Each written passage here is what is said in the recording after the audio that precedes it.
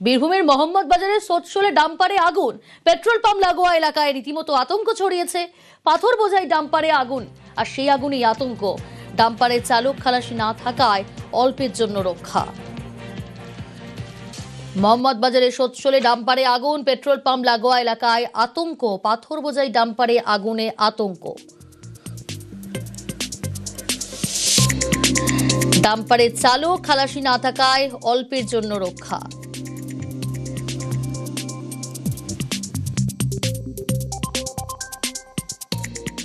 এনসিপিআইকে ব্রেকফাস্টে আমন্ত্রণ প্রধানমন্ত্রীর। সদ্য এনডিএতে যুক্ত সাংসদদের আমন্ত্রণ মোদির। আজ প্রধানমন্ত্রীর সঙ্গে ব্রেকফাস্টে কাকলিরা। মৈত্রেয় রয়েছে নয়াদিল্লি থেকে সরাসরি।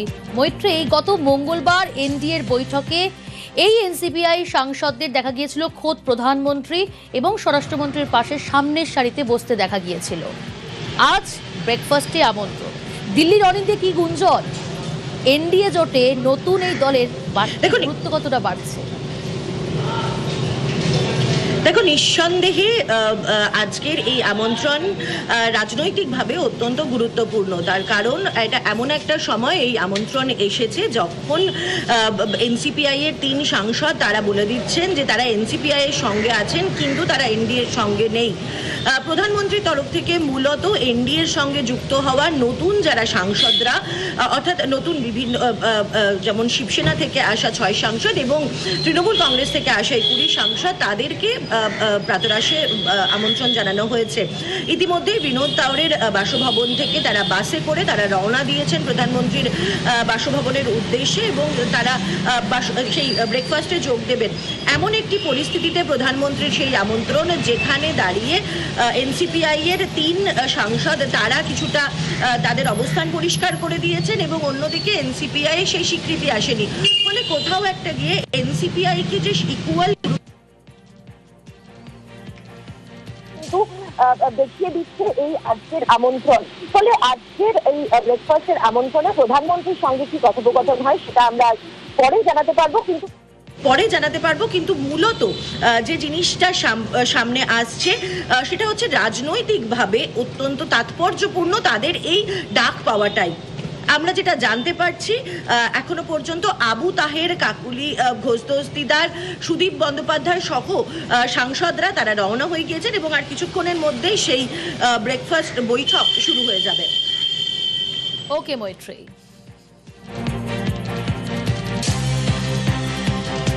इनवाइट आया है, शायद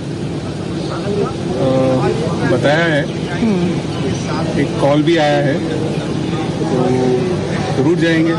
और जब इनवाइट आता है तो देश के प्रधानमंत्री का इनवाइट आता है या होम मिनिस्टर का इनवाइट आता है तो बिल्कुल जाना चाहिए। প্রাইম মিনিস্টার অফিস থেকে ফোন এসেছিল, তখন এটাই বলেছিল যে এনডিএ এমপিদের সঙ্গে মিটিং, সুতরাং সেটাই হবে, এটুকুই জানি। সবাই তো নেই, কালকে আবার সিএম এর সঙ্গেও মিটিং আছে ওদের, আবু তাহের সিএম এর সঙ্গেও মিটিং আছে, তাদের ওরা চলে যাবে, অনেকে চলে গেছে, তো সেই জন্য তারা আসতে পারবে বলে এই মুহূর্তে কোনো আজকে জেনেছে সবাই না, কালকের মধ্যে আবার অ্যাটেন্ড করতে পারবে কিনা অনেকে জানে না। নবান্নে শুভেন্দু সাক্ষাতে ঋতব্রতরা। এসআইআরে বিবেচনাধীনদের জন্য ট্রাইব্যুনালের আর্জি। দুপুরে মুখ্যমন্ত্রীর দরবারে ঋতব্রত তৃণমূলের 10 জন সদস্য।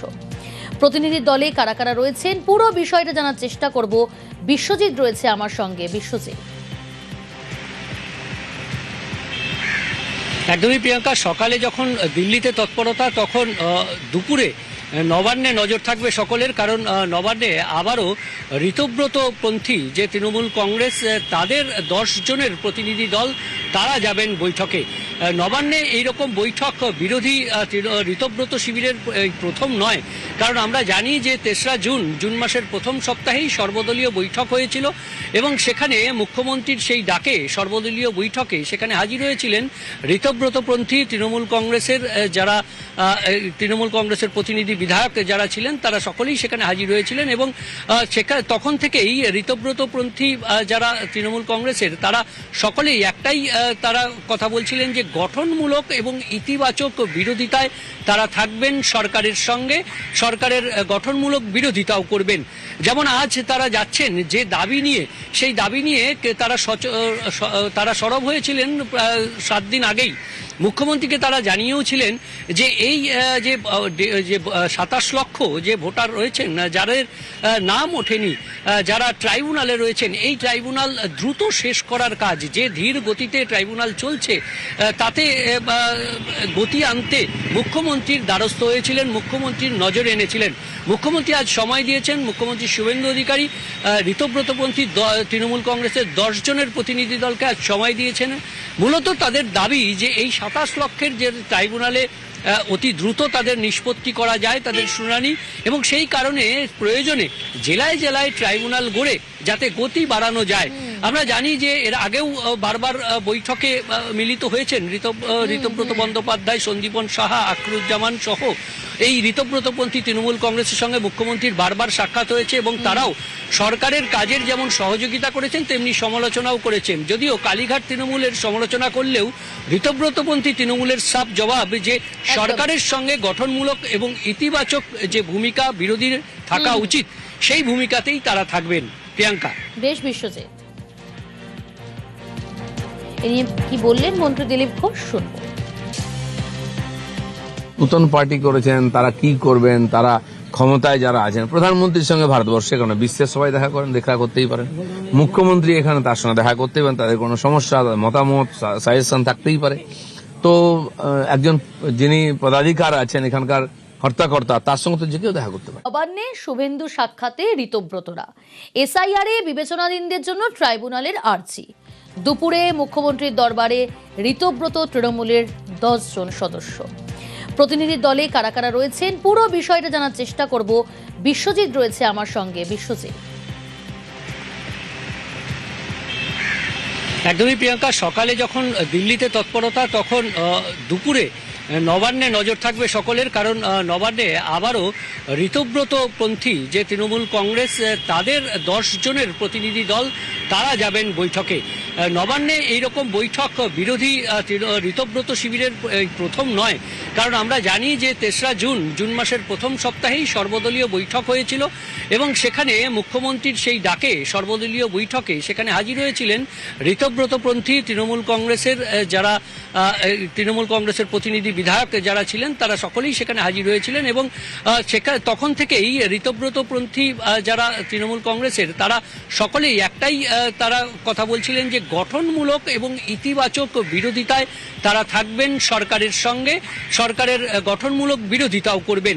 যেমন আজ তারা যাচ্ছেন যে দাবি নিয়ে, সেই দাবি নিয়ে তারা সরব হয়েছিলেন 7 দিন আগেই। মুখ্যমন্ত্রীকে তারা জানিয়েওছিলেন যে এই যে 27 লক্ষ যে ভোটার রয়েছেন যাদের নাম ওঠেনি, যারা ট্রাইব্যুনালে রয়েছেন, এই ট্রাইব্যুনাল দ্রুত শেষ করার কাজ, যে ধীর গতিতে ট্রাইব্যুনাল চলছে তাতে গতি আনতে মুখ্যমন্ত্রীর দ্বারস্থ হয়েছিলেন, মুখ্যমন্ত্রীর নজরে এনেছিলেন। মুখ্যমন্ত্রী আজ সময় দিয়েছেন, মুখ্যমন্ত্রী শুভেন্দু অধিকারী ঋতব্রতপন্থী তৃণমূল কংগ্রেসের 10 জনের প্রতিনিধি দলকে আজ সময় দিয়েছেন।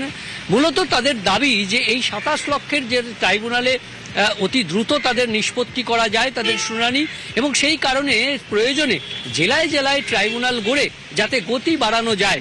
আমরা জানি যে এর আগেও বারবার বৈঠকে মিলিত হয়েছেন ঋতব্রত বন্দ্যোপাধ্যায়, সন্দীপন সাহা, আখরুজ্জামান সহ এই ঋতব্রতপন্থী তৃণমূল কংগ্রেসের সঙ্গে মুখ্যমন্ত্রীর বারবার সাক্ষাৎ হয়েছে এবং তারাও সরকারের কাজের যেমন সহযোগিতা করেছেন তেমনি সমালোচনাও করেছেন। যদিও কালীঘাট তৃণমূলের সমালোচনা করলেও ঋতব্রতপন্থী তৃণমূলের সাফ জবাব যে সরকারের সঙ্গে গঠনমূলক এবং ইতিবাচক যে ভূমিকা বিরোধীর থাকা উচিত সেই ভূমিকাতেই তারা থাকবেন। প্রিয়াঙ্কা। বেশ বিশ্বজিৎ, এ নিয়ে কি বললেন মন্ত্রী দিলীপ ঘোষ, শুনবো। নতুন পার্টি করেছেন, তারা কি করবেন, তারা ক্ষমতায় যারা আছেন, প্রধানমন্ত্রীর সঙ্গে ভারতবর্ষে কোনো বিশ্বের সবাই দেখা করেন, দেখা করতেই পারেন। মুখ্যমন্ত্রী এখানে তার সঙ্গে দেখা করতেই পারেন, তাদের কোনো সমস্যা, মতামত, সাজেশন থাকতেই পারে। তো একজন যিনি পদাধিকার আছেন এখানকার হর্তাকর্তা, তার সঙ্গে তো যে কেউ দেখা করতে পারে।